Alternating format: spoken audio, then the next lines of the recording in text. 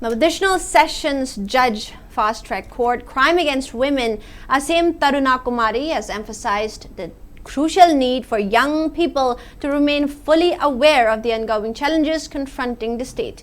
She was speaking at the inaugural function of the three-day D16 Youth Summit 2026 held at the Manipur Institute of Management Studies MIMS Conference Hall in Manipur University today.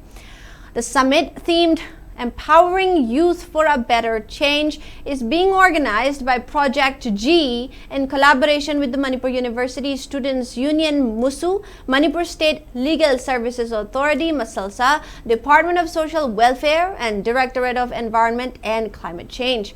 Speaking further, additional sessions judge Tarunakumari stated that students and youth must look beyond their academic curricula to actively comprehend regional issues and innovate preventive solutions. She further commended the organizers for introducing impactful initiatives designed to broaden the perspectives of the student community. The opening ceremony was also attended by Project G Chairman Longjam Samson, MUSU Literary and Publication Secretary Sidanand Sarangthem, and student delegates representing 30 schools from across the region.